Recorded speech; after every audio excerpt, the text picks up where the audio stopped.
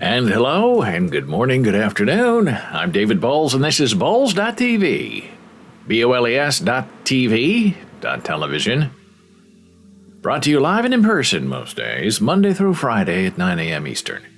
And the beautiful and sweet Jana Marie is here on the weekends, holding down Saturday and Sunday at 11 a.m. Eastern. And she talks about many topics, fun things, investigative things, health things, things you learn, and it's all done in American Sign Language. But you don't have to know American Sign Language to participate because she communicates in sign and typed text. So give her a shot if you're around on the weekends, and her show is actually more popular than mine, as hard as it is to admit. She has a lot of viewers, a lot of people in chat, and she just has one bang-up time. Very well done. Hey, speaking of Jana Marie. Oh, by the way, before we get into Jana Marie, it's currently 69 degrees here on the East Coast. Woke up, it was 65 degrees, and I should have been smart enough and opened the windows. But then I checked the forecast. I said, it's going to be, high 80s. Forecasting telling me, keep the window shut. But now I wish I'd opened up the windows. Could have had 4 or 5 hours of beautiful fresh air coming in. So the weather is very strange. 104 this summer in the UK. 100 degrees all across the center of the United States. We've had very hot weather here, and now it's getting cool. So it's very bizarre. You don't know what to wear. You don't know what to do. So you just kind of show up and hope everything works out. Now, speaking of the delightful Jana Marie Sweetheart, she made a very interesting comment yesterday that I really have to work on and pay attention to, as they say. I'm looking at it right now. She said that when we were playing the Alexander videos yesterday, uh-oh, the air conditioning just turned on. That's an emergency.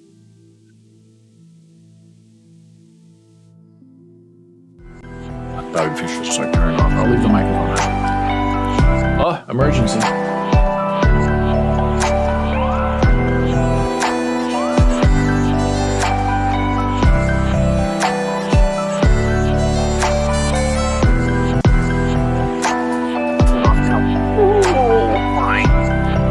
No, we're not playing Bobby Fischer Just. Don't worry about that. It's just for me to go over there and bend over and turn off the air conditioning.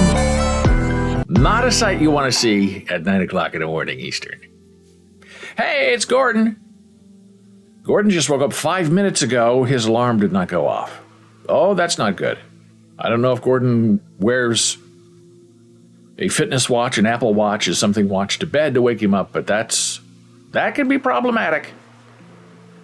I have a feeling Gordon is joining us with morning hair, which is a big mess. And believe me, I know. Takes a lot for me to get it look this bad. Well, we're glad you're with us, Gordon. Have some coffee, relax, let the world wash over you. So the beautiful Jana Marie made a comment. Oh, here we go. Gordon is saying more. Oh, my goodness, look at this. A note. Gordon subscribed to Tier 1. They're subscribed for 3 months. Apple Watch was plugged in, but the phone chose to be the one to sound, not my watch. Oh, thank you, Mr. Gordon, the Bowlesbot says. Love the Bowlesbot. For subbing for 3 months. Wow, that's spectacular. Thank you, Mr. Gordon.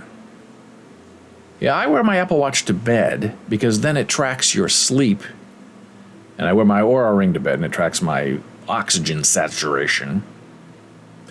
And speaking of the beautiful Jana Marie, and I'm not selling secrets here, I'm just offering them for free to the highest bidder, does not wear her Apple Watch to bed. She does wear her Oura Ring to bed, but she does not wear her Apple Watch to bed. Which I've always found slightly interesting because that's where I get all my dirty information about my body, is from my Apple Watch while I'm sleeping. But I guess she's not interested in getting that down and dirty. And who can blame her? She's very sweet and beautiful. So speaking of Jana Marie and not her Apple Watch, she made a very good comment yesterday while we were watching our Alexander videos. She said, if you have closed captions turned on, while you're speaking over the videos and narrating them, we who have our closed captions on can't see the video because the captions take over the entire screen. And I thought that because I can see the videos here and I cannot control how those videos, closed captions, look over the video or over me right now. Half of my face is obscured. Because it's automatic. It's done by OBS, experimental period. I wish I could say I want my closed captions to only be 2 lines high, but the experimental closed captions, as I'm looking at it, appears to go up to 4 lines high. I would prefer they would be in the middle of the screen, not all the way on the left of the screen, but as the delightful, it looks like it's 5 lines. As the lovely and talented Jana Marie often does say, well, it's better than nothing. So when I show videos and when I show images, I have to learn to be quiet for a amount of time so the videos can clear, so the captions can clear, and you can see what I'm actually talking about. Now, when we're doing the news and stuff and I'm reading text, I don't think that's that important. But when I'm showing a photograph, an image, I can just have silence. I don't have to fill every waking moment with my voice. And yesterday when I was showing the homecoming video, and particularly the sunset video, I was yammering over the entire video. So that was a very good point. So I have to learn to introduce the video, show the video, be quiet during the video, and then if I have to, speak after the video. So that's a very good commentary. Delightful Jana Marie, who may be here and who may not be here. You just never know until she pops up and terrifies you with her comments. Just kidding. Never terrifying. Always delightful. So, hey, still speaking about the Jana Marie. She sent me this lovely photograph yesterday on her way home from work. This is on a subway. This, to me, is clearly a mother with a young son, I believe. And I don't know if that's the dad or if that's like an older son. I don't know. But the point was this, is what is the mask rule for this family? On the subway, you have to wear your masks. But for this family, it does look like it did, it appears there is no conformity. Mother, of course, is perfect. Nose and mouth covered, even though she's wearing glasses. Son, daughter, child on the phone. No mask. And here, I believe, is dad wearing the dad mask the wrong way, sort of covering the mouth, and the most important part of the body, the nose, totally exposed. So I ask you, what is the point of this? I don't know. It doesn't make any sense to me.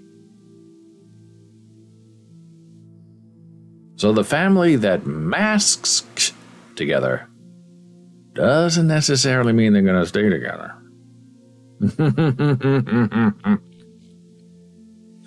Now, on a more serious topic, yesterday, did a little rant on Salman Rushdie and actually Jimmy Carter, who, with his high Southern Baptist moral standards, wrote an op-ed, in the New York Times, explaining why religious people who get insulted have the right to fight back, beat back, murder people like Charlie Hebdo and the stabbing of Salman Rushdie and all the sensitive places, including the eye. And then I told a story about a play that I had written 30 years ago and the local outrage that play caused. And then I made it into an immediate podcast. And it's interesting. I never know what's going to be a podcast. I might have an idea. Oh, this could be interesting for a podcast. Then I do it and it doesn't work right, or it sucks, or the commentary doesn't fit. And then sometimes I surprise myself and I said, well, that, is between 10, 20 minutes. Now that could be an interesting little podcast. And if it's of the moment, like the Nebraska Facebook birth control thing last week, put it on right away. Yesterday, the Salman Rushdie thing worked out okay. Interesting enough to use, put that out right away. And at the end of the day, it takes all day for YouTube to properly process this video on demand, which is about 6 gigs, from SD to HD. So I don't want to release it to the public until the HD is finished processing. And the same thing appears to be sort of true on the Twitch side. It takes them a while to make the HD version of your video available. So it takes sort of all day. I was getting ready to turn in for the evening, and I thought, oh no, the video, when I turned off the big computer, I couldn't publish it yet because it was still processing HD for 6 hours. So right before I went to bed, I checked it on my phone, and I said, okay, I'm going to see if this works and make it unprivate and release the video. And it appears that it worked, because today I wake up and I see that the specific video from yesterday of the live stream on YouTube received 2 comments. My video on demand videos on YouTube don't really get any comments, ever. Maybe a like or 2 or 3. That's okay. Video on demand is for the long term. Preserving what happened. That's really all I care about. And I checked my email. Hey, you have 2 new comments on your video. And immediately I think, that's not right. That doesn't sound correct. Usually people who post comments on videos right now are looking for trouble or trying to cause trouble. And by golly, I was right. Now, unfortunately, these comments were in Spanish, so I had to translate them. But I'll show you just what it is and what the world is like now. I wake up, Antonio Fernandez commented on my Salman Rushdie VOD from yesterday.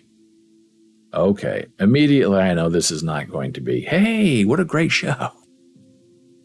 I know something else is up. So I go right to the Google Translate, make it big so you can see it. This is what he said. Here's the Spanish. You go right to Google Translate. You just copy and paste it. It will automatically detect the language and then translate it into English for you.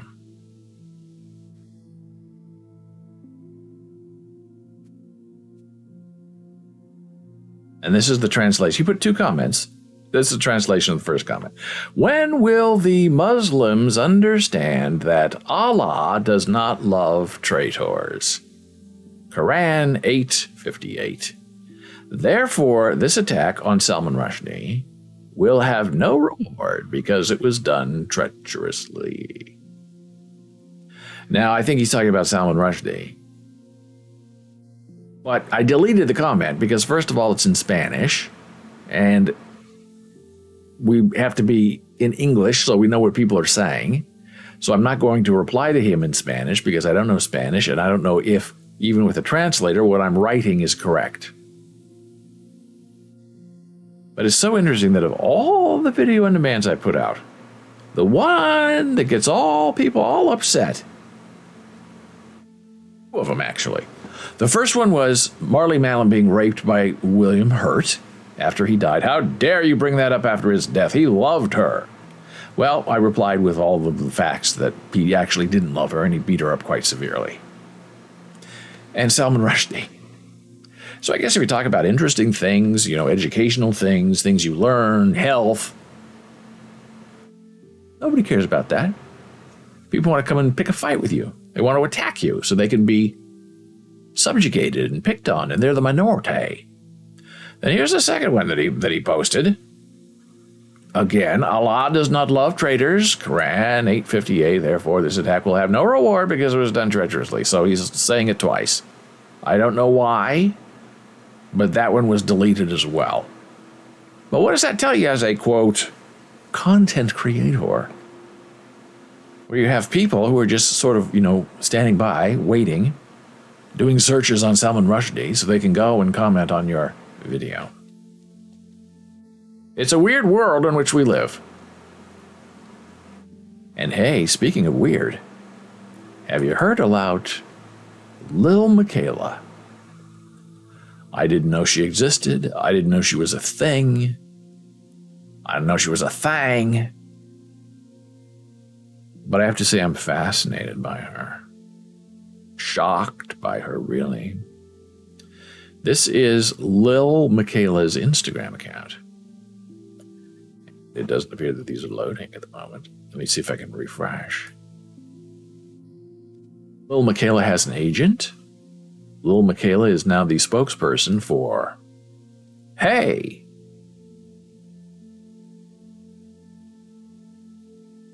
PacSun, Pacific Sunwear. Here she is outside the Soho address of PacSun. There she is being, I guess, cute. And people look at Lil Miquela and they say, well, what is she black? Is she Asian? What's going on with her tongue and her teeth and the wrinkle in her nose doesn't quite look right. And Mr. Gordon says, oh boy, we only know about her because a YouTuber that we follow spoke at length about her. You're not showing anything. And there she is again outside the PacSun store, and she poses with, real people. And I'm absolutely fascinated by this because, as I subsequently learned, she is not a real person. Lil Miquela is completely virtual. Yet she has endorsement deals. She poses, as you can see, with real people. She has an agent. She is the definition of the metaverse. Now, looking at her up close, you can see there's just something slightly off about her face. It looks filtered and fuzzy, right? But everybody on Instagram looks filtered and fuzzy. But especially her hair follicles right here in her bangs, they just look a little bit off and blurry. And the same around her eyes, because all the expression is in an eye. So you don't want to have wrinkles when you're supposed to be a virtual avatar at 18 years old. And there are people commenting on these articles about her. Oh, I can't stand her. She's so ugly. I find her fascinating. I would like her to be my friend. Because I'm not real either. In fact, I'm not even here. And here she is. I think it's just genius. With real people posing. Here she is at home. See, it's just right here. It's right at the forehead, the eyes. If you just hit her right, it just looks a little off. And the thing with the tongue, not my thing, but her thing. Oh, you can't see what I'm showing. Oh, thank you for telling me. So, going back to the beginning, this is Lil Miquela. And I wish I could make her a little bit bigger, but she's not getting bigger. This is what was posted yesterday. And I said, oh, this is Lil Miquela outside PacSun.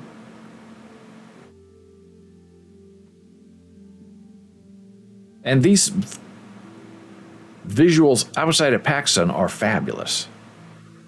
I don't know if they changed their render engine or what, but the shadow, the texture of her leg, Completely fabulous. Tricky. I mean, I looked at this for about 5 minutes trying to understand because everyone was saying how wonderful she was and how great she was and how sort of virtual she was. What do you mean virtual? Metaverse? I don't understand. She's in the metaverse? And this is what I was talking about, her bangs right here. If you look up really close, if you go to her Instagram really close, you can see they just look a little off. Hair is very hard to do in animation. It takes a lot of processing power. And they put a lot of effort into her, but the face is very difficult to translate into something that's completely believable. But look at this body position. She's opening the door, holding the door for you. It's absolutely fantastic and real looking. And as I said, I would like her to be my friend. I love the body type, the body style. Very fit. There's no fakery, let's say, in the boobie area or in the bottom area, right? Like real people who get fake implants. She's just the opposite. She's very skinny and fit. And not real.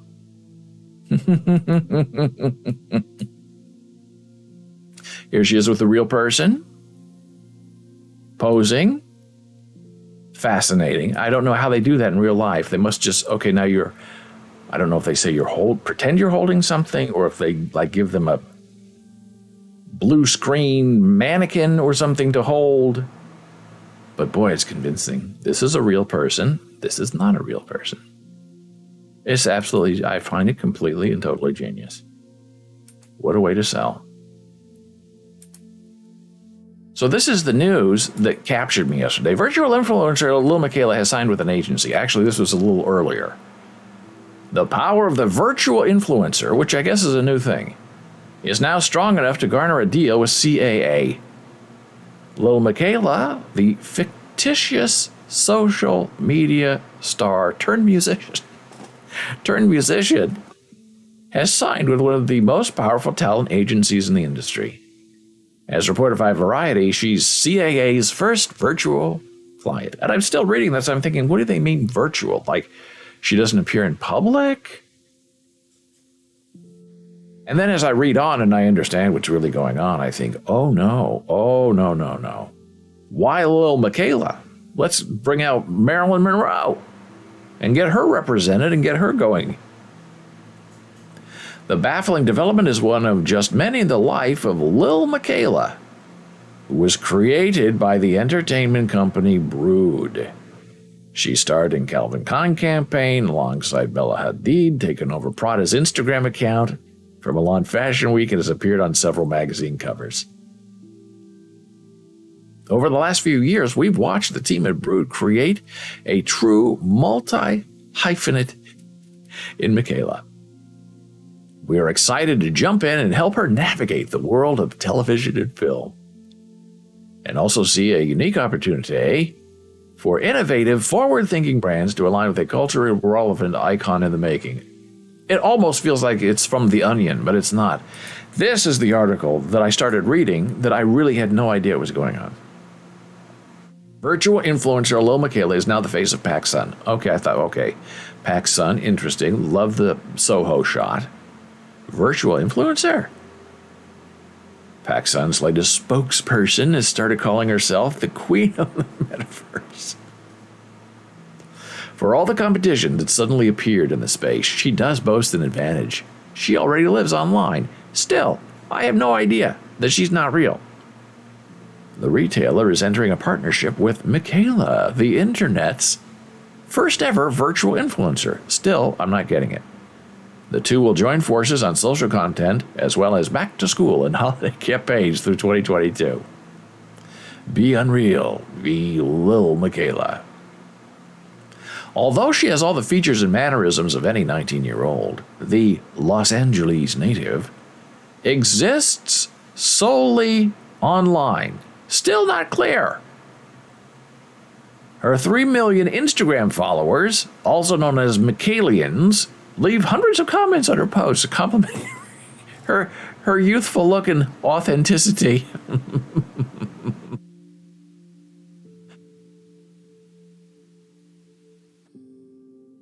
On paper, or should we say on screen, Michaela is the perfect candidate for sponsorship. This is where I started catching on. She'll never age, very Pinocchio of her.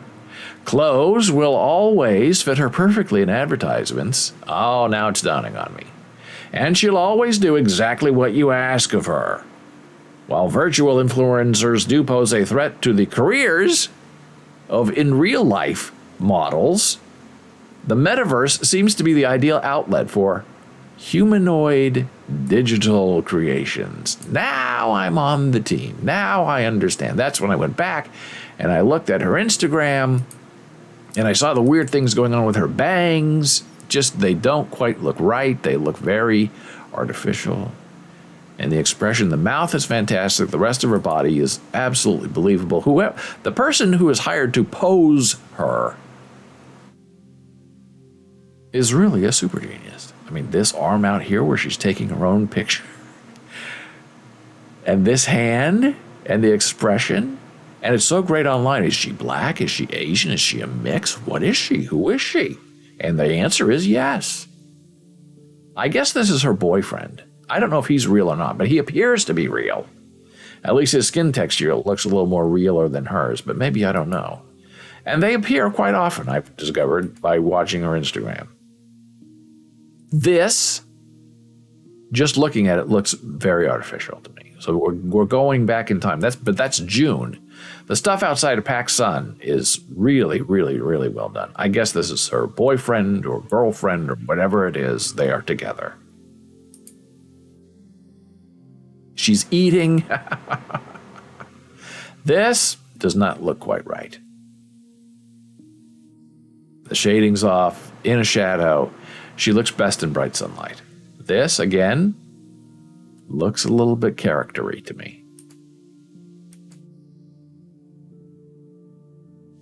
There she is in a pool full of, I guess, I don't know, Jell-O. I don't know what it is. Cute, though. Real. Now, this is very real looking. I am the metaverse, sweetie. So I guess I have a new best friend named Michaela. And how is she going to turn me down, right? She's not going to say no. But of course she wants to say no, I'm sure. Here she is with Prada. Now this is actually older, as you can see. It doesn't look great. There she is. More Prada. So now we live in a world where it doesn't matter if you're real or fake because, hey, are the Kardashians real or fake? Most people would say fake. But are they real enough to be little Michaela? That is the question we have to ponder. And now we're into our very first blood pressure break. Returning in a moment.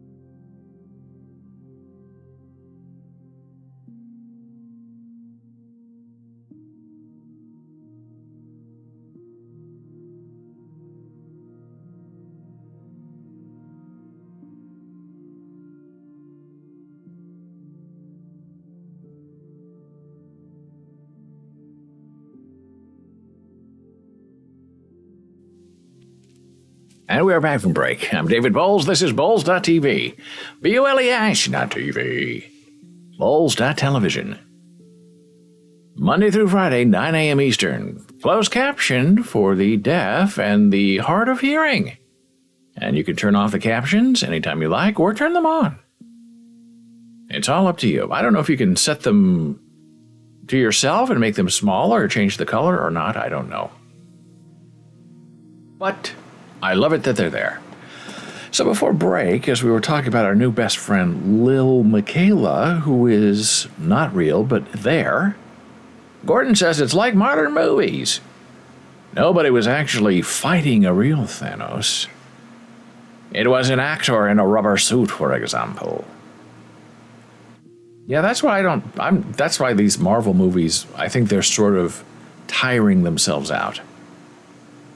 Sometimes people just like to see real people on screen.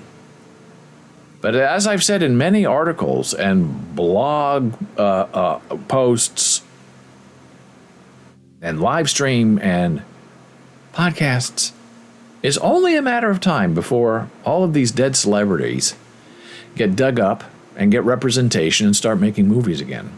And they're going to look 100% real and accurate, and it's going to be, in my opinion, completely delightful. Why not? Oh, it's going to damage the new actors. Who cares? Nobody cares. If you're a good actor, you'll make it. And if you're not, you won't. And it's a lot about luck. There are a lot of fantastic, brilliant actors who never even bothered to go to Los Angeles or New York. They're just living quiet, contemporary lives of their own choice in doing, which is absolutely fine. But why not have James Dean in a movie with Jimmy Durante? A buddy picture. It's going to happen. They played a baseball game last week. The Field of Dreams game they play is just so ridiculous, where the players come out of the cornfield in Iowa and they play a Major League Baseball game. Okay. I don't think they're doing it next year. They've done it 2 years in a row. It's, you do it once, it's neat. You do it twice, it's like, we've already seen that. But what they did last week is they had Harry Carey, who is dead, appear virtually to lead everyone in his version of Take Me Out to the Ball Game. Harry Carey used to do the play-by-play for the Chicago Cubs. And I watched Harry Carey leading the crowd singing, "Let's go out to the ball game, take me out to the ball game," and it was absolutely real. He looked great for being a dead guy. But is he dead? No. All these superstars want to live forever. And they can, and now they will. I want more Harry Carey singing. I really do. And we've seen, Tupac appearing in concert, virtually, Michael Jackson appearing virtually. This is just the start. It's going to be very interesting to see what happens next. Well, Gordon sent me a little email about Sacheen Littlefeather. And I was planning to talk about her today, but I was sort of conflicted because the whole thing just doesn't quite sit right with me, and now I'm going to tell you why. So here's an article about her,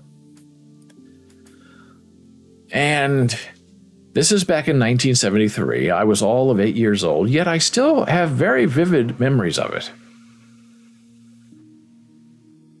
And I'm not sure why, first of all, the Academy now, all these years later, 30 years later, 40, 50 years later, why now they're going back in time and apologizing.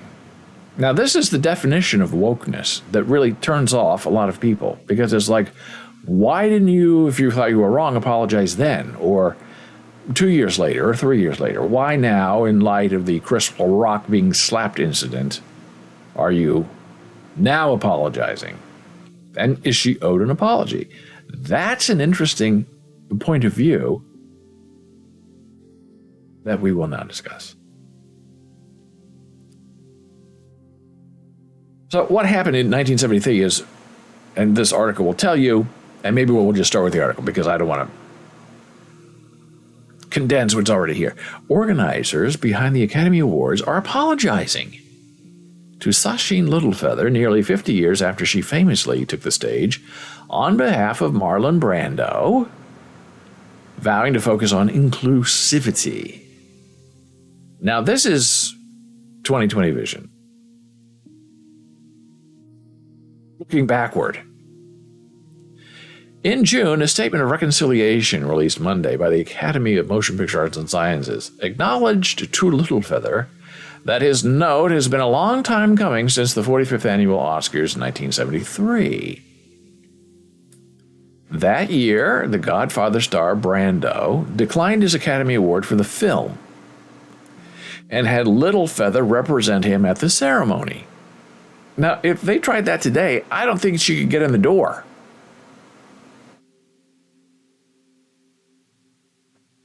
Littlefeather said the reasons for Brando rejecting the honor were the treatment of American Indians today by the film industry and on television and movies, reruns, and also recent happenings at Wounded Knee. Now, I don't want to be that guy, but I'm going to say right now, okay, well, why do that then? And she appeared in traditional dress. She looked like a stereotypical Indian squaw, because I was the stereotype back then, with the headband and the feather sticking up. And she was very reserved, and she walked very slowly up to the podium to reject his Academy Award. Okay, first of all, it was a big play, a big performance. There's a time and a place for everything. And in my opinion, the time and the place to talk about how the movie industry has treated Indians stereotypically throughout the years is not when the Academy is trying to give Marlon Brando an award for The Godfather. It just doesn't feel right. It feels performative.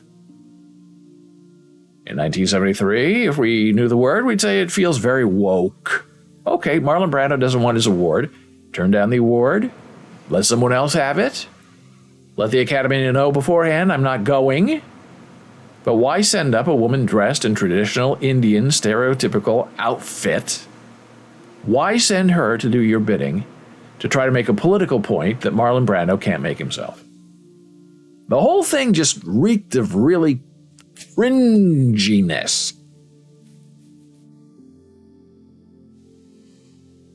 The Oscar statement by Littlefeather, then president of the National American Affirmative Image Committee, came a month after the deadly Wounded Knee occupation in which hundreds of American Indian movement activists took hold of South Dakota, the massacre site where in 1890 as many as 300 unarmed Native Americans were killed. Again, interesting, cultural, important. Is the time and the place to have a conversation about that while the Academy is trying to give Marlon Brando an award?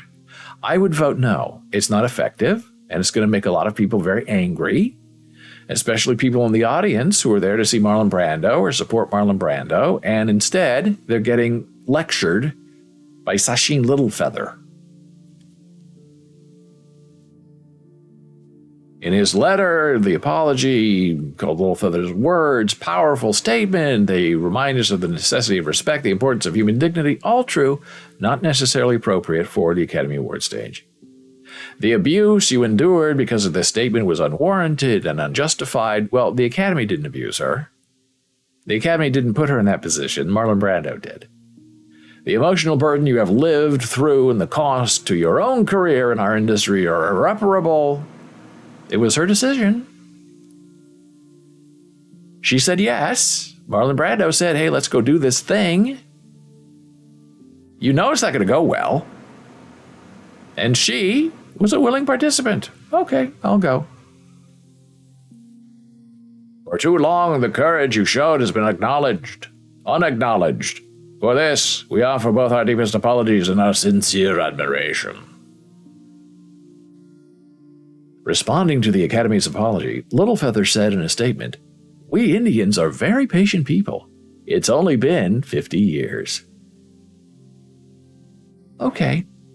Not very gracious to make a joke in the light of someone who I guess is trying to go back in time and change history. But here's what's really interesting is this article from 2016. From the Los Angeles Times. A Q&A, meet the woman who refused Marlon Brando's Oscar and inspired Jada Pinkett Smith's boycott. So it's interesting. Time, place, Jada Pinkett. Yeah. So this talks about what happened. And this is dressed up in her outfit. It was very serious, very strange. I can't play it because I'll get in trouble. And she said it's hard enough for children to grow up in this world. When Indian children watch television, they watch films. When they see the race depicted as they are in films, their minds become injured in ways we can never know. All true. Why do it while you're accepting Marlon Brando's award or declining his award for Best Actor? It really doesn't make sense. If you do something out of spec, you're probably going to get blowback from people who want the spec. And this is the interview with her in 2016. Talking about stereotypical roles. How many Native American sitcoms are there? Littlefeather asks. There should be tons. We have a great sense of humor in the world. We just saw the sense of humor. There's a sitcom in Canada called Mohawk Girls, and it's great. It's just about growing up. It's fun for everyone. Okay, fair enough. That's a good point.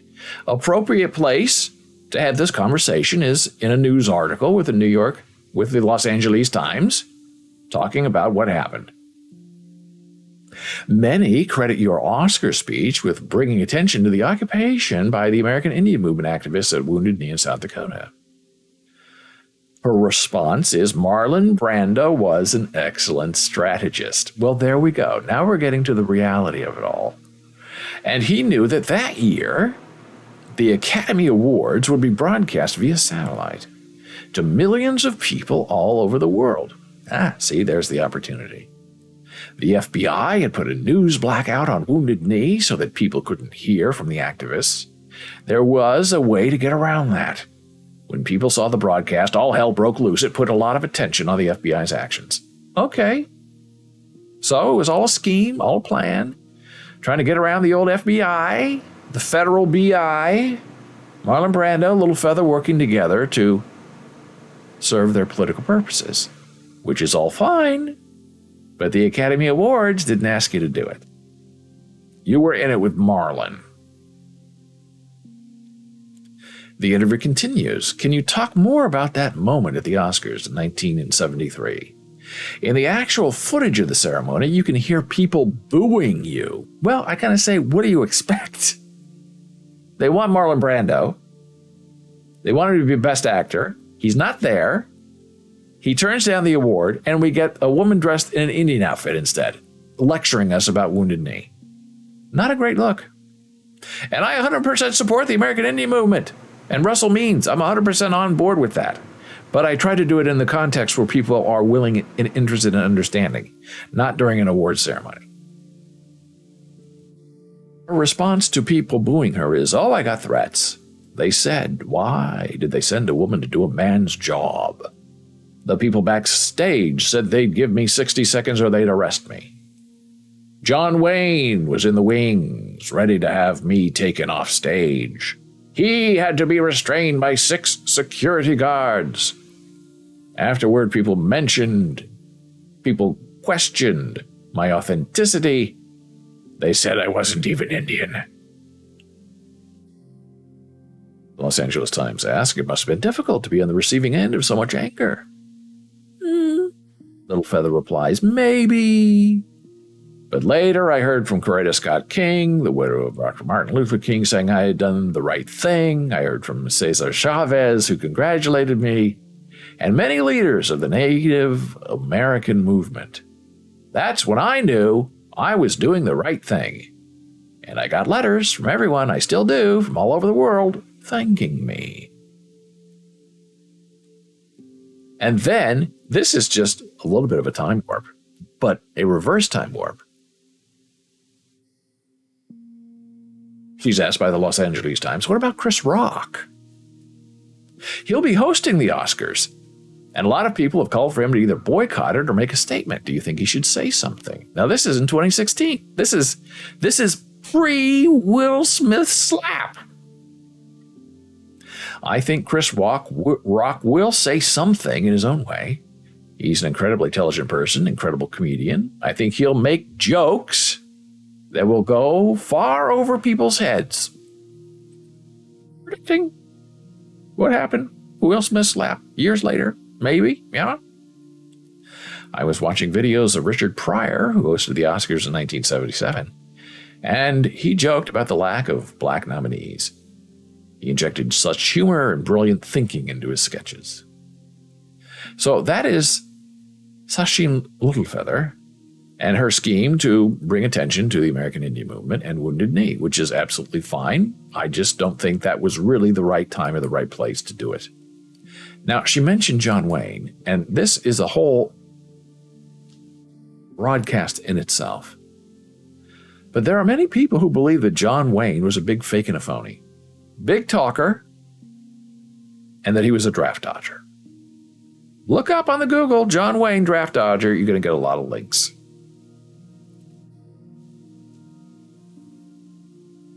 And here's an article from military.com talking about John Wayne. According to author Gary Willis, John Wayne's America, the actor received a chorus of boos when he walked onto an USO stage in Australia and the Pacific Islands. Those audiences were filled with combat veterans. Wayne, in his 30s, was not one of them. Other actors during World War II, both well-established and rising in fame, rushed off to do their part in the war.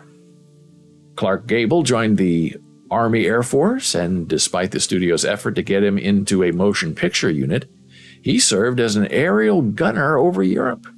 Jimmy Stewart was initially ineligible for the draft, given his low weight. But like some amazing version of Captain America, he drank beer until he qualified. In a 2014 book, American Titan Searching for John Wayne, author Mark Elliott alleges Wayne was having an affair with actress Marlene Dietrich. He says the possibility of losing the relationship was the real reason John Wayne did not want to go into World War II. But even Dietrich would do her part, smuggling Jewish people out of Europe, entertaining troops on the front lines. She crossed into Germany alongside General George S. Patton, and maybe even being an operative for the Office of Strategic Services. John Wayne never enlisted and even filed for a 3A draft deferment, which meant that if the sole provider for a family of 4 were drafted, it would cause his family undue hardship. The closest John Wayne ever came to World War II service was portraying the actions of others on the silver screen. At one point during the war, the need for more men in uniform caused U.S. military brass to change Wayne's draft status to 1A, fit for duty. But Hollywood studios intervened on his behalf, arguing that John Wayne's star power was a boon for wartime propaganda and the morale of the troops. He was then given a special 2A status, which back then meant he was deferred in support of national interest. The decision for John Wayne not to serve and to avoid it entirely haunted Wayne for the rest of his life.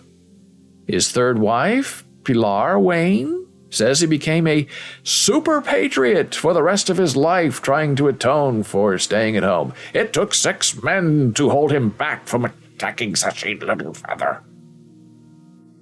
After the war, he made a number of films set in World War II, including some of his most famous, like The Longest Day, They Were Expendable, and The Sands of Iwo Jima. So there you go. Who's fake, who's phony?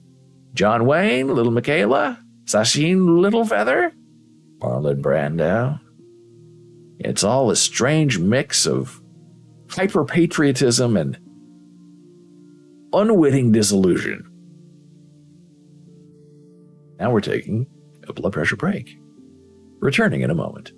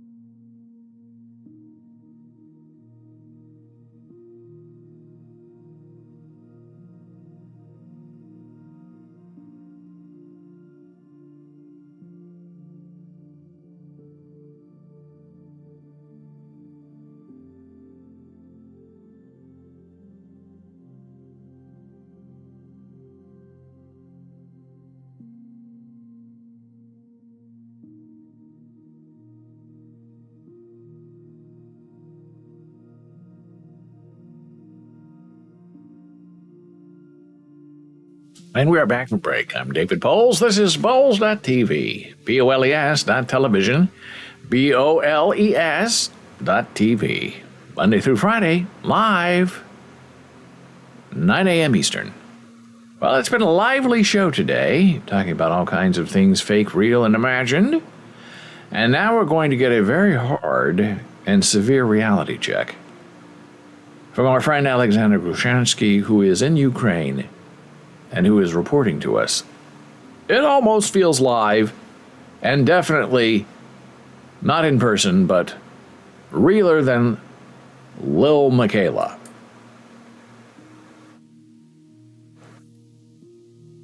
This is the first photograph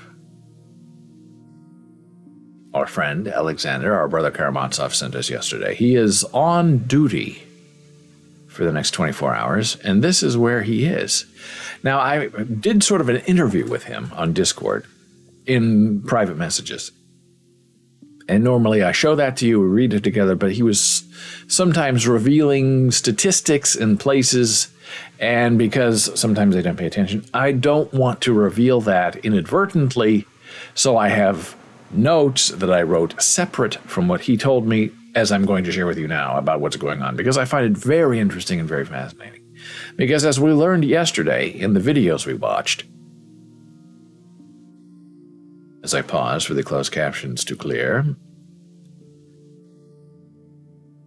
this part of Ukraine where Alexander is agrarian. They are farm fields. It's like a very small town in the United States Midwest. Rolling hills, beautiful, lush greenery, and everyone has a garden. And it's not a garden, some of it's a garden, but most of it are flower gardens. So it's these farmers who have been called to arms and who now have to take their plowshares and beat them into swords. And that's what Alexander's doing. So this is where he is. I asked if this was underground, above ground. He did not want to say. I asked him, so what is he doing exactly while he's on duty? And this is what he said. He said there is a curfew in the area, and I guess they're at a checkpoint. So they have weapons, and they have to stop and check the documentation of people going in and out of the area. Papers, please, right? And he said the DRG, the enemy saboteur group, as William Shatner would say. The rest of us say saboteur. William Shatner says saboteur. And so do I. So they're there to make sure the GRD don't somehow break through or get through their line of protection. And I said, well, what happens if they don't have the right documentation or they don't want to go through your questioning? And he said, then he is required to detain or destroy the person if they fail the security check. And I said, so you have guns? And he said, yes. And once a week, they have shooting practice, training in firearms. And he said he was never in the military, the army before the war, but now he is. So here's our friend in his, I guess, sort of bunker, where he goes and volunteers and spends a day or two without sleep. He said when you're on duty, you're on duty. You don't take naps. You don't hang out and sit down. You're outside watching for people and checking them as they go back and forth. And then he sent me this photograph. That is his gun. Pretty ominous. And if you fail your papers check, I guess he can shoot you on sight, because you're a member of the saboteur group of the DRG.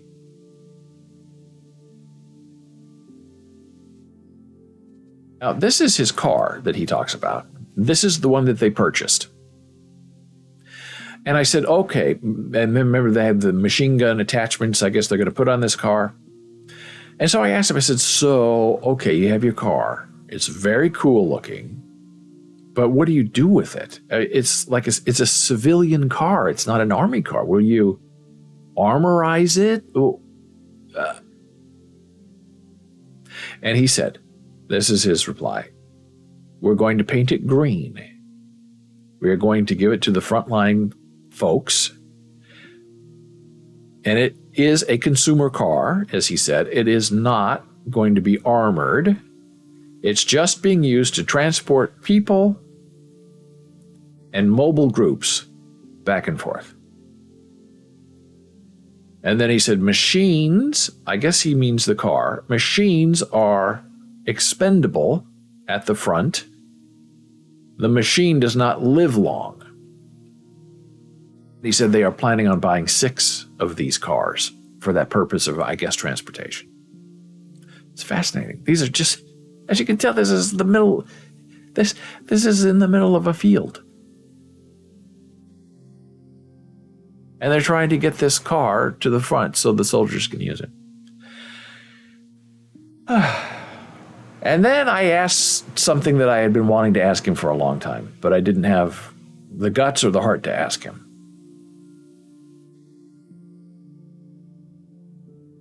I put up my friend Alexander. And so what I asked him was this.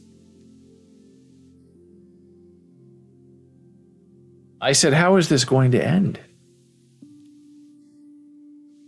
Are you going to be able to take back your land? Are you just going to let Putin have what Putin has and, say it's over? Or how do you get out of this?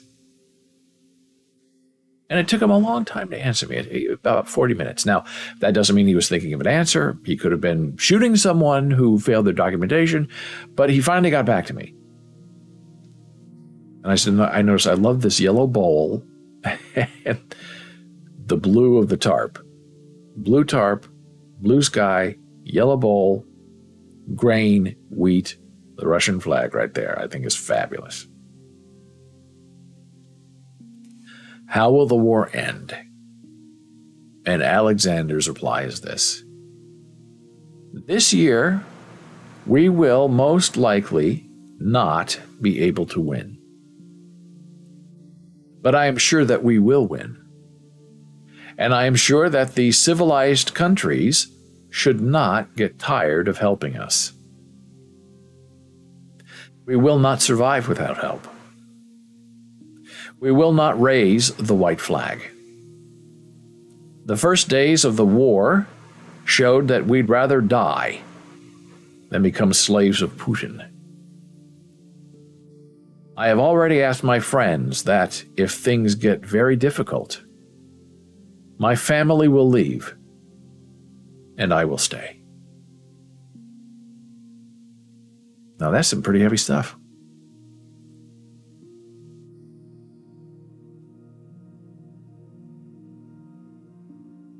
As a beautiful friend of mine named Jen Marie Sweetheart said yesterday, when she was talking to me about the closed captions and the videos, she said, I feel so lucky.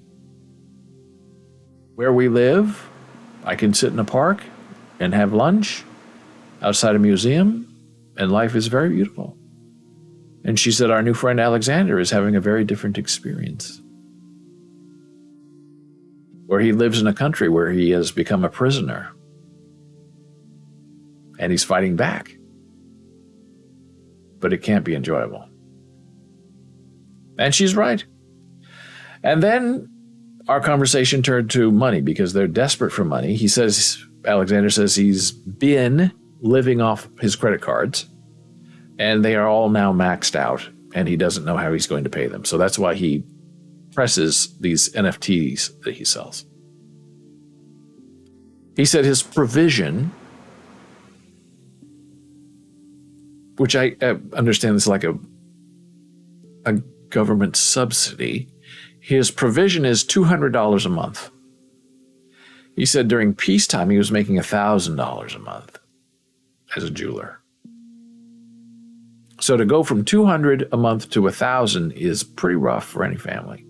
And he has 4 kids.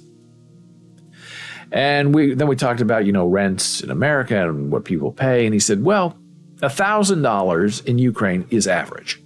That's a normal wage. You can live on it. You can have a very nice life on $1,000 a month. The utilities are cheap, he said, as are the cigarettes. He did say that during the winter, which is coming, utilities will be $200 a month for a 3-room apartment.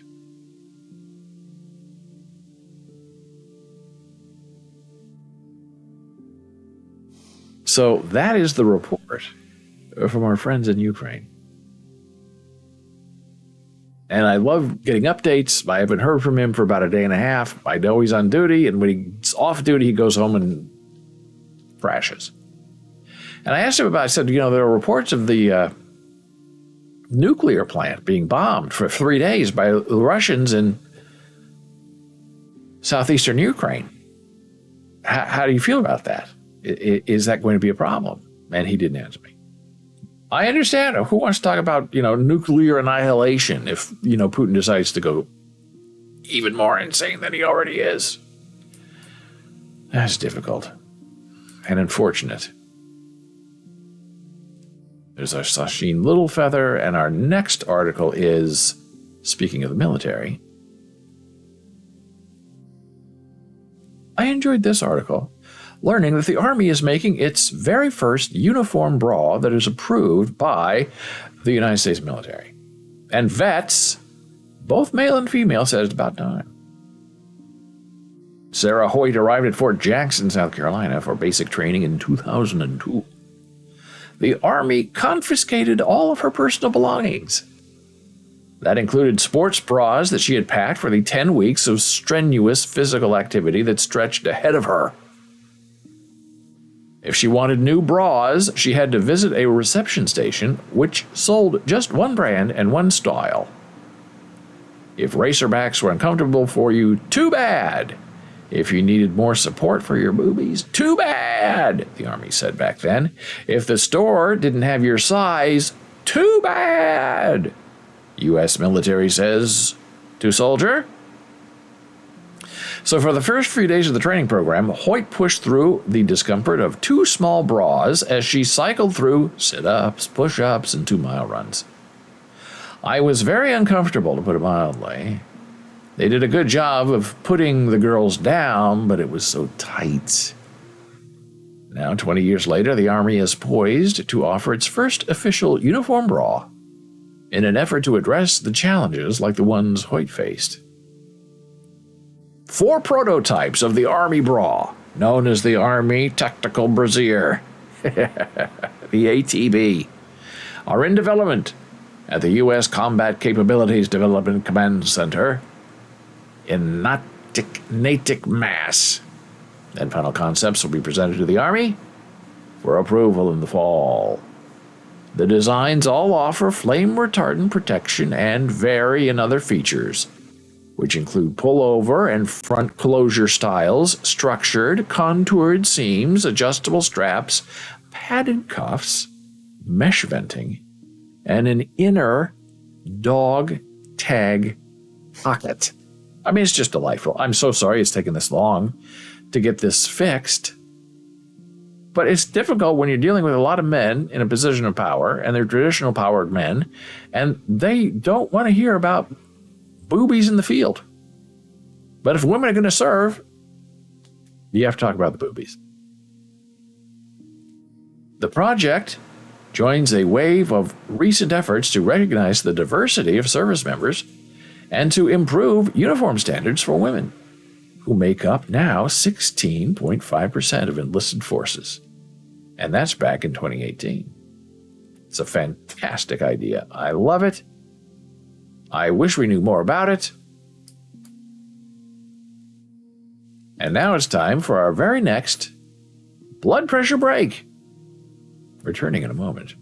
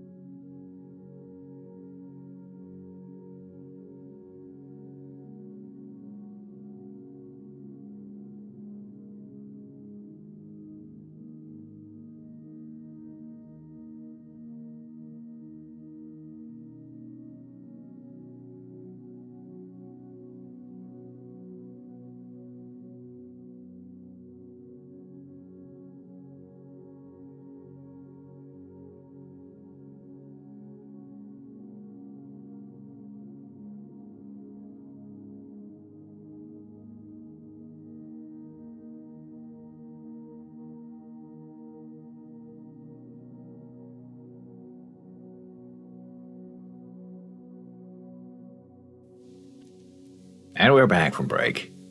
I'm David Bowles. This is Boles.tv, BOLES.television. Monday through Friday, 9 a.m. Eastern, live and in concert. Well, I told a dad joke to break up the break. What creature is smarter than a talking parrot?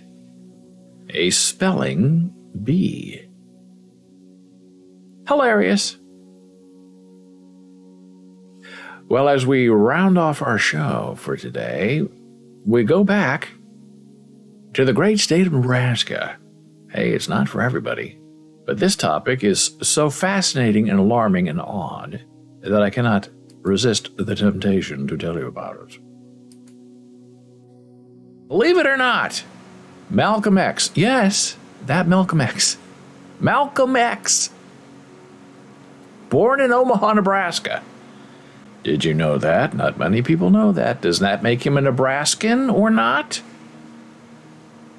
That is the topic at issue.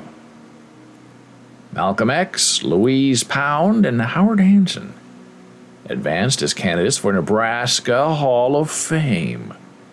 What is this? The winner is to be selected in September. This is what the Nebraska Hall of Fame looks like. It's a bronze bust of you. Famed Oglala Lakota Chief Red Cloud is among those enshrined in the Nebraska Hall of Fame. That's him right there, located in the state capitol, the unicameral. Civil rights leader Malcolm X, believe it or not, survived the first round cut to be inducted into the Nebraska Hall of Fame on Friday. I find it shocking. I don't believe it. Because Nebraska is very deep, very red, and not Malcolm X country, if you know what I mean. Radical civil rights, not a big thing. Football, big thing. Along with educator, author Louise Pound, and Pulitzer Prize-winning composer-director Howard Hansen. The 7-member State Hall of Fame Committee paired the list of 8 nominees to the 3 finalists after a brief discussion on Friday. Pound, Louise Pound, who I believe will get it because the Pounds, her brother Roscoe, Louise, were all over the university. They have dining halls, dormitories named after them. They are Nebraska. Louise Pound, an English professor who was a pioneer in linguistic studies and the only woman in the University of Nebraska history to letter in a man's sport, received votes 6 of the 7 board members, with Malcolm X receiving 5 and Hansen 4. Now, it would be so great if they picked Malcolm X. It would be fabulous. Do I think they're going to go the safe route and pick Louise? Yes, I do. Ron Hall, longtime broadcaster with Nebraska Public Media, presided over Friday's meeting at the Nebraska Hall of Fame Commission. Now, this is Ron Hall. He is a television pioneer. He pretty much created and ran the Nebraska ETV network, as it was known back then. Ran it for 40 years. Ran it well. Established it is now called Nebraska Public Media. They run radio, television, anything that has to do with any kind of public service, broadcast. It runs out of that building. I lived across the street from the studio. I moved across the street from the studio so I could go visit my friend Marshall Jameson, who was introduced to me. I introduced to him via this man, Ron Hall. Now, Ron is something like 98 years old. It's not an understatement to say he's very, very, very, very, very old. Now I have to look it up. And he's very happy to say that. He doesn't hide his age. He's very happy that he's still alive. I believe his beautiful wife died recently.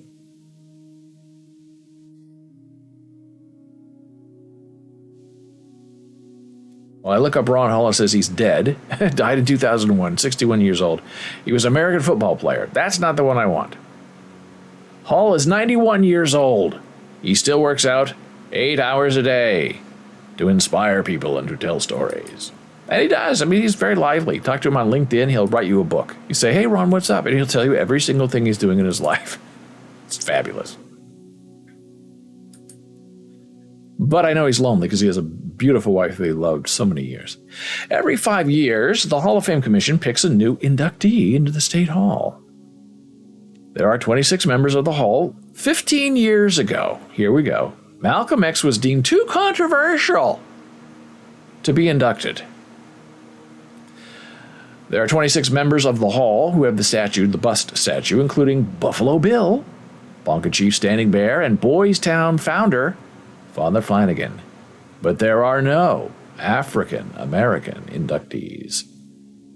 And there has been discussion that Malcolm X, born as Malcolm Little in Omaha in 1925, did not live long enough in Nebraska. Now, what does that mean? How the heck long do you have to live in Nebraska to be considered a Nebraskan? The thing in New York City is if you live there for 1 day, 1 hour, 1 minute, you are a New Yorker. Now and forever. Period. Other people say, well, you have to live in New York for a year. You must experience all of the seasons in order to call yourself a New Yorker. And everybody who knows says that's BS. You are a New Yorker if you live here. Period. However long you live. So how long do you have to be in Nebraska? Oh, well, just being born there isn't enough. Well, we have to have something else to do, some kind of time frame. His family, Malcolm X's family, fled the state when he was about 1 year old after being terrorized by the Ku Klux Klan, who burned down their house. Oh, well, if he'd stayed for another, day or two, we'd consider him. But, a year, having to leave town because your house is on fire by white supremacists, well, it's disqualifying. The stated criteria for induction is that a person was born in Nebraska, gained prominence while living in Nebraska, or who lived in the state and whose residence in Nebraska was an important influence on their lives, which contributed to their greatness. Well, I'm telling you, Malcolm X, who he turned out to be, living in Omaha, being run out of your town because of white supremacy from the KKK, I think that kind of qualifies you. I think that kind of gives you an informative experience on how your later life is going to turn out. And by gosh, it sure did, didn't it? One member of the Hall of Fame Commission, Sarah Crook, a retired Peru State College history professor, said that while Malcolm X's contributions as a civil rights leader are in question, she didn't think he considered himself Nebraskan. Huh? Only once did he return to Nebraska, she said, and that was later in his life. Yeah, before he was gunned down. I think we need more diversity in our Hall of Fame. I'm all on board with that, Crook said. I'm looking for a Nebraskan to put into the Nebraska Hall of Fame. That's the mentality. That's why people, when they're old enough, they pack up their bags and they run for New York. They run for Los Angeles. Because who in the world wants to share space with a woman like that? But two other commissioners, Jill Dolberg, the interim director of History Nebraska, and Tim Heller of Omaha, said they don't share the same concern. He truly had a worldwide impact, Heller said. Dolberg said he was one of the most influential civil rights leader of the 20th century. There you go. Both commissioners said that what happened to his family in Omaha likely influenced his entire life. Well, there you go. Now, this man right here is State Senator Ernie Chambers. Ernest Chambers is his name. He wants to be called Ernie, so of course all the white folk call him Ernest. He's from Omaha, He represented Omaha for many, many decades. And then they instituted in Nebraska term limits. And it was because of Ernie Chambers that they instituted term limits so they could get rid of him. So now what they do is he's from Omaha and he represents Omaha very well. And I always knew him. I would go to the Capitol to watch the legislators do their duty. And everyone was a white male except for Ernie, who sat over sort of in the corner. And everyone was dressed in a suit and they all looked the same. And then there was Ernie, who was the black man with the wild afro. And he always wore very tight, short-sleeved sweatshirts to show off his bulging muscles. And he made wonderful speeches, very convincing, never angry, yelling, screaming, always just flat calm. Fact, fact, fact, fact, fact, fact. He's the one who said that the black players, the players at the University of Nebraska need to be employees. He started that whole thing. He said they're making money for the university. Why aren't they being paid? Oh, now that's treachery in the state of Nebraska. Well, we don't pay players. We put them on scholarship. So Ernie's there at this meeting, standing up for Malcolm X. Our state Senator Ernie Chambers of Omaha, who has advocated for Malcolm X in the past, attended the meeting but did not speak. After the meeting, Chambers said that fame is notoriety, and there is no question that Malcolm X generated more of that than any of the other candidates, without question. It would be so terrific if Malcolm X were in that hall with all of those other white people mainly.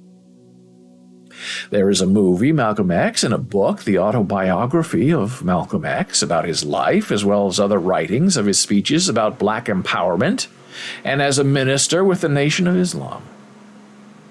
There is also a museum at the site of his birthplace in North Omaha. Here was a man out in the open saying all things all of us were afraid to say, Chambers said. Malcolm X, he added, set a standard for young black men. Gordon says he read that book in history class in high school. It's a wonderful book. And he wrote it himself.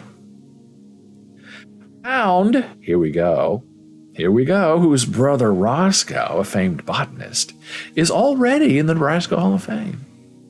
Was promoted as an inspiration to women at a time when women were considered property of their husbands. At NU, she lettered in the men's sport of tennis. She traveled to Germany to earn her doctorate degree because women weren't able to obtain such degrees in the U.S. I agree. Suffering. And the safe choice is Louise Pound. The right choice is Malcolm X. And Ernie Chambers has never turned down an opportunity to speak in his lifetime that I remember, and I'm sort of kidding around, but for him not to say anything at that meeting, I think was very smart and very clever, because he knows how the white people in Nebraska respond to him. And he's very happy to have that response because he tells them things they don't want to hear. So if he supports Malcolm X and he wants Malcolm X in this Hall of Fame, he's there to quietly support him. But if he speaks, then all the media make it about Ernie Chambers and not about Malcolm X. So that's going to be very interesting to see what happens. Now, my friend Ron Hall, I know he's a traditionalist, but he's also very open. I believe Ron Hall is on the side of Malcolm X. I think he knows how important it is to claim him as a good son of Nebraska. But will the rest of his people? I don't know. Well, that's our fabulous show today. Boy, we talked about a lot of interesting topics. And there's more to come tomorrow. If you have any questions or comments for me, you can go into our Discord server, look at the links that we shared today, post your questions or comments for future shows. You can also email me, david@bowles.tv. You can find me on Twitter, @DavidBowles, super follows to follow. On Facebook, we're BOLES, business page. Instagram, Bowles Books. Bulls TV is on TikTok. Good old Commissioner Gordon signing off for Winter Garden, Florida says, hey, thanks for having us. And we reply, as we do and as we love to say, see you in a day or two, and maybe I'll have more ideas for you. And here's the link to our Discord server. I see people are joining our Discord server, but they're not saying anything. So show up, thank you for registering, but say a little something. Alexander had a wonderful conversation yesterday with Jana Marie about his photographs and what he's doing, and they had a little wonderful new friendship. So don't sit back and say nothing. Step forward into the breach and say a little hello. So I hope you have a wonderful day, a good rest, a nice nap. And when you shall awaken, may your soul be filled with joy, dancing in the exuberance of living. Oh, and Jana Marie is here. And she says, yes, he was great to talk to, talking about our friend Alexander. Our brother Karamazov, in spirit and in unity. And he's always very positive. Alexander is always very determined that they are going to win. And I really hope that they do. But he says they need money.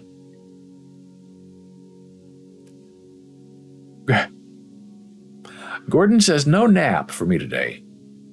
Well, you did wake up 5 minutes before the show, so maybe you were able to sleep in. And Janice says, no nap here either. No napping. Maybe meditation. Going out in the sun, sitting in the park, and just having a moment.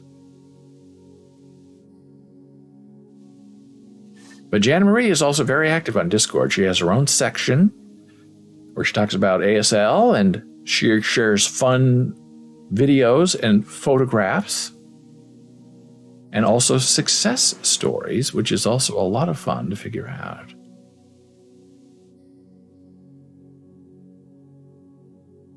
So until tomorrow, take care, be well. No nap for you, but I'll see you tomorrow.